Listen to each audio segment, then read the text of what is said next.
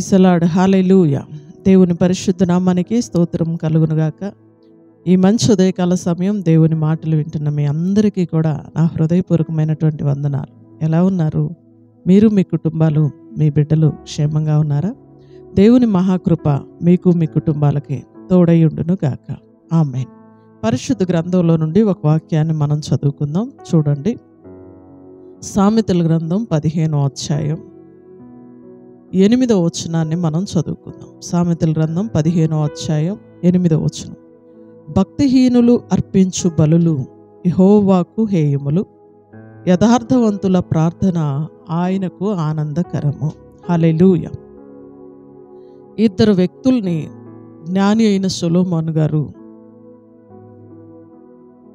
మన ముందు పెట్టారు. ఒక వ్యక్తి ఎవరయ్యా అంటే భక్తిహీనులండి. భక్తిహీనులు బలులు అర్పించినా కూడా యెహోవాకి హేయమై ఉన్నవి, ఇష్టం లేవు. యథార్థవంతులు చేసిన ప్రార్థన దేవునికి ఆనందకరం. యథార్థవంతుల ప్రార్థన ఆయనకు ఆనందకరము. హల్లెలూయా. ఈ రోజున చాలామంది ప్రార్థన చేస్తున్నారు, కానీ వారి ప్రార్థన ద్వారా దేవునికి ఏ ఆనందం లేదండి, ఏ సంతోషం లేదు. ఎందుకు అందరి ప్రార్థనలు దేవుడు వినట్లేదు? వాటిని బట్టి దేవునికి ఎందుకు సంతోషం లేదు, ఎందుకు ఆనందం లేదు అంటే ఆ ప్రార్థనలో వారికి యథార్థత లేదు. యథార్థత అంటే నీ మాట అవునంటే అవును, కాదంటే కాదు. యథార్థత అంటే లోపల ఒకటి బయట ఒకటి ఉండకూడదు, ఒకేలాగా ఉండాలి మనిషి.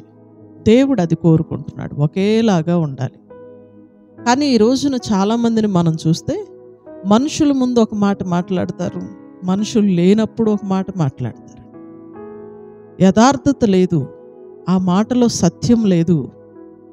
బైబిల్ మొత్తం కూడా ఒకే దాని మీద బేస్ అయి ఉంటుంది.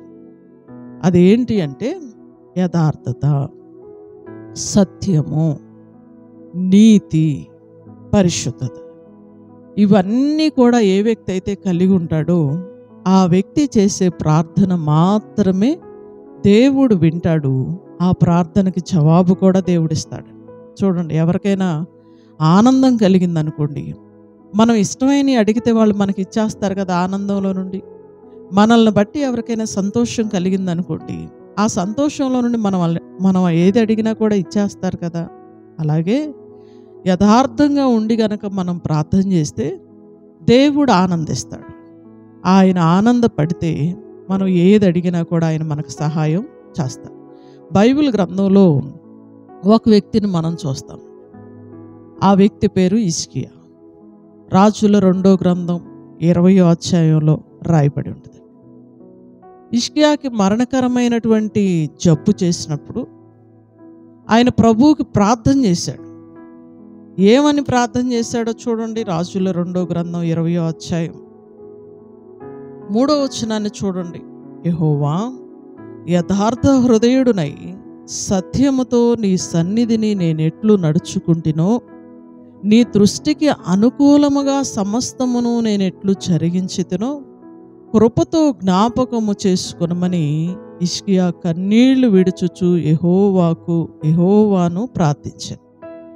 యెషయా నడిమిశాలలో నుండి అవతలకు వెళ్ళక మునుపే యెహోవా వాక్కు అతనికి ప్రత్యక్షమై ఇలాగు సెలవిచ్చాను, నీవు తిరిగి నా ప్రజలకు అధిపతి అయిన హిజ్కియా యొద్దకు పోయి అతనితో ఇట్లనము, నీ పితరుడైన దావీదునకు దేవుడగు యెహోవా నీకు సెలవిచ్చినదేమనగా, నీవు కన్నీళ్లు విడుచుట చూచి తిని నీ ప్రార్థన నేను అంగీకరించి ఉన్నాను, నేను నిన్ను బాగు చేసేదను. హల్లెలూయా. హిజ్కియాకి మరణకరమైన జబ్బు చేసింది. యెషయా ద్వారా దేవుడు హిజ్కియా రాజుతో మాట్లాడాడు. నీకు మరణకరమైన జబ్బు వచ్చింది, ఇక నువ్వు బ్రతకవు గనక, నువ్వు చచ్చిపోతావు గనక నీ ఇల్లు చక్కపెట్టుకోమని యెషయా ప్రవక్త ద్వారా దేవుడు హిజ్కియాతో మాట్లాడాడు.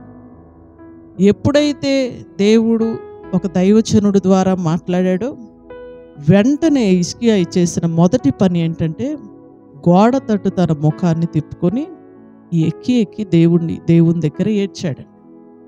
ఏమని ఏడ్చాడంటే, యథార్థ హృదయుడునై యెహోవా, యథార్థ హృదయుడునై సత్యముతో నీ సన్నిధిలో నేనెట్లు నడుచుకున్నానో, నీ దృష్టికి అనుకూలంగా నేను ఎలా బ్రతికానో ఒక్కసారి దయతో జ్ఞాపకం చేసుకోమని ప్రార్థన చేశాడు. స్తోత్రం చెల్లిద్దామండి. హల్లెలూయా.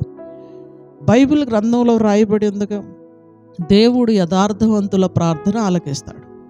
యథార్థవంతుల ప్రార్థన దేవునికి ఆనందం. అది ఆనందాన్ని కలగచేసిద్ది, సంతోషాన్ని కలగచేసిద్ది. ఆ సంతోషంలో నుండి దేవుడు ఏదైనా కూడా ఇచ్చేస్తాడు.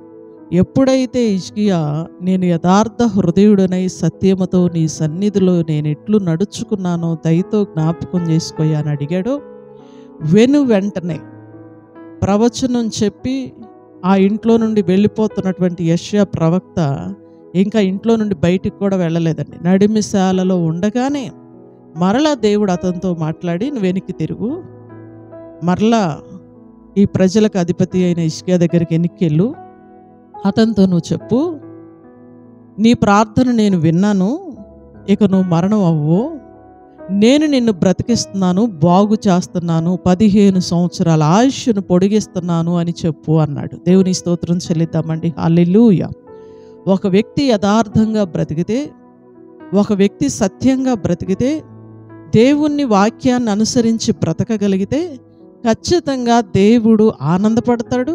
అంత మాత్రమే కాదండి, వారి ప్రార్థన కూడా దేవుడు విని వారికి సహాయము చేస్తాడు. దినవృత్తాంతాల గ్రంథం 29వ అధ్యాయం 2వ వచనాన్ని కూడా మనం చూస్తే, అతడు తన పితరుడగు దావీదు చర్య అంతటి ప్రకారము యెహోవా దృష్టికి యథార్థముగా ప్రవర్తించెను. హల్లెలూయా. చూడండి, దేవుని దృష్టికి అంటండి హిజ్కియా రాజు యథార్థంగా ప్రవర్తించాడండి. అందుకని ఆయన ధైర్యంగా ప్రార్థన చేయగలిగాడు. నేను యథార్థంగా నీ సన్నిధిలో ఎలాగ నడుచుకున్నానో, సత్యంతో ఎలాగ నడుచుకున్నానో దయతో జ్ఞాపకం చేసుకోయాలి. ఏ వ్యక్తి అయితే యథార్థంగా బ్రతుకుతాడో, ఏ వ్యక్తి అయితే యథార్థమైన హృదయంతో ప్రభువుకి ప్రార్థన చేస్తాడో, ఆ వ్యక్తి ప్రార్థన ఖచ్చితంగా దేవుడు ఆలకిస్తాడు, దేవుడు ఆనందిస్తాడు కూడా, ఆ ప్రార్థనకు జవాబిస్తాడు కూడా. హిజ్కియా చేసిన ప్రార్థనకు దేవుడు జవాబు ఇవ్వలేదా? మరణకరమైన జబ్బుని దేవుడు బాగు చేయలేదా? ఈ మాటలు వింటున్న ప్రియ సహోదరుడా, ప్రియ సహోదరి, నీవు ఎవరివైనా సరే, నువ్వు ఏ పరిస్థితిలో ఉన్నా సరే, నువ్వు మొర పెడితే నీ మొర విని దేవుడు నీకు సహాయం చేయాలి, నీ రోగాన్ని బాగు చేయాలి, నీ సమస్యల నుండి విడిపించాలి, నీ ప్రార్థన దేవుడు వినాలి అంటే నువ్వు ఎలా ఉండాలి అంటే యథార్థంగా ఉండాలి. యథార్థవంతుల ప్రార్థన దేవుడికి ఆనందకరం. నువ్వు అలా ఉండి ప్రార్థన చేస్తే దేవుడు ఖచ్చితంగా వింటాడు. యథార్థంగా ఉండి ప్రార్థన చేస్తే దేవుడు ఖచ్చితంగా వింటాడు. యథార్థంగా బ్రతుకుదాం, సత్యంతో బ్రతుకుదాం. దేవుని దృష్టికి ఆయనకి ఆనందాన్ని కలిగించే వ్యక్తులుగా మనం బ్రతుకుదాం. దైవ దీవెన మీకుండునుగాక. ఆమేన్. ప్రార్థన చేసుకుందాం. సకల ఆశీర్వాదములకు కారణభూతుడు అయిన మా తండ్రి, మీ ఘనమైన శ్రేష్టమైన నామానికి వందనాలు, స్తోత్రాలు, స్తుతులు చెల్లిస్తూ ఉన్నాం. ఈ మంచి ఉదయకాల సమయం అమూల్యమైన నీ మాటల ద్వారా మాతో మీరు మాట్లాడినందుకు వందనాలు. యథార్థవంతుల ప్రార్థన మీకు ఆనందం నాయన. యథార్థంగా ఉండి ప్రార్థన చేసినటువంటి హిజ్కియా ప్రార్థన మీరు ఆలకించారు. మరణకరమైన రోగాన్ని మీరు బాగు చేశారు. మేము యథార్థంగా సత్యాన్ని అనుసరించి నడిస్తే ఖచ్చితంగా మా ప్రార్థన అంగీకరించి మమ్మల్ని మీరు బాగు చేస్తారు, ఆశీర్వదిస్తారు నాయన. ఈ ఉదయకాల సమయం నీ మాటలు వింటున్న ప్రతి బిడ్డ కూడా ఇక నుండి యథార్థంగా బ్రతకడానికి సహాయం చేయండి. అన్ని విషయాల్లో నమ్మకంగా ఉండటానికి సహాయం చేయండి. వాక్యపు వెలుగులో మమ్మల్ని మేము చూసుకొని సరిచేసుకునే కృప ప్రతి బిడ్డకి దయచేయండి. ఈ రోజంతా పిల్లల ప్రయాణాల్లో తోడుగా ఉండండి, పనిబాట్లలో తోడుగా ఉండండి, రాకపోకల్లో మీరు తోడుగా ఉండండి. మంచి వ్యాపారస్తులందరినీ కూడా మీరు దీవించండి తండ్రి. మా ప్రాంతాలని, మా ప్రాంత ప్రజలందరినీ కూడా మీరు ఆశీర్వదించండి. ఉదయకాలపు మన్నాను వింటున్న ప్రతి బిడ్డని, వారి కుటుంబాలని మీరు దీవించండి. వాక్యపు వెలుగులో ప్రతి బిడ్డ యథార్థంగా బ్రతికే కృప అందరికీ మీరు దయచేయండి. ఉదయకాలపు ఆశీర్వాదాలు అందరికీ మీరు దయచేయండి. నజరేయుడును శక్తి కలిగిన యేసుక్రీస్తు వారి అతి శ్రేష్టమైన నామములో ఈ ప్రార్థన మనవులు అడిగి వేడుకొంచున్నాము తండ్రి. ఆమేన్. హల్లెలూయా. God bless you. దేవుడు మిమ్మల్ని దీవించునుగాక. అందరికి వందనాలు. తిరిగి రేపు ఉదయకాల సమయం ఇదే సమయానికి మరలా మనం కలుసుకుందాం. దైవ దీవెన మీ అందరికీ ఉండునుగాక. ఆమేన్. Praise lord.